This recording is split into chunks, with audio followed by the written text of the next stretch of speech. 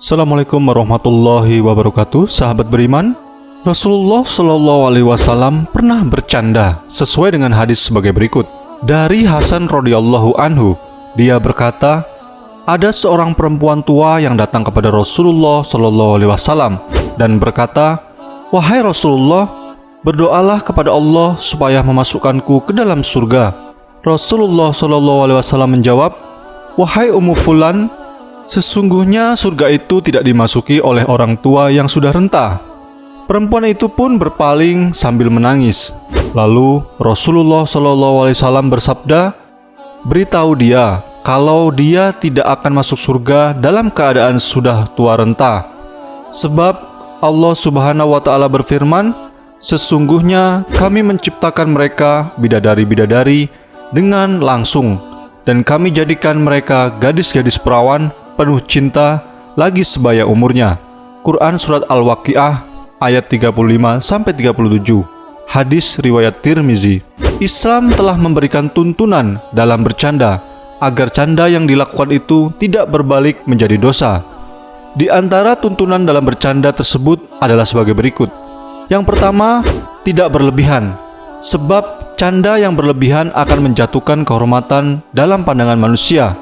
Menghindari tertawa berlebihan sebagaimana dikatakan oleh Aisyah radhiyallahu anha, aku belum pernah melihat Rasulullah Shallallahu Alaihi Wasallam tertawa terbahak-bahak hingga kelihatan lidahnya.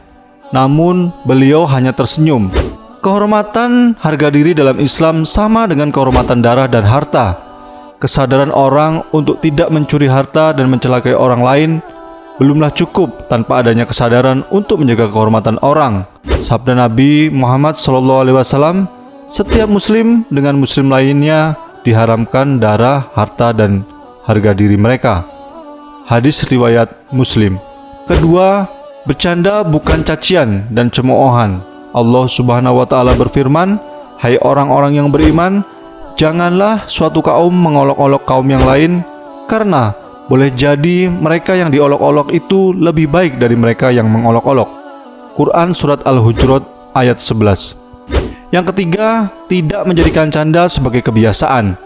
Kesungguhan dan serius adalah karakter pribadi muslim, sedang kelakar hanya sekedar jeda atau rehat dari kepenatan. Yang keempat, isi canda bukan dusta dan tidak dibuat-buat. Sabda Nabi Muhammad SAW, celakalah orang yang berbicara lalu mengarang cerita dusta agar orang lain tertawa. Celakalah. Hadis riwayat Abu Daud. Yang kelima, tidak menjadikan aspek agama sebagai materi canda. Allah Subhanahu wa Ta'ala menegaskan, dan jika kamu tanyakan kepada mereka tentang apa yang mereka lakukan itu, tentu mereka akan menjawab, sesungguhnya kami hanya bersenda gurau dan bermain-main saja.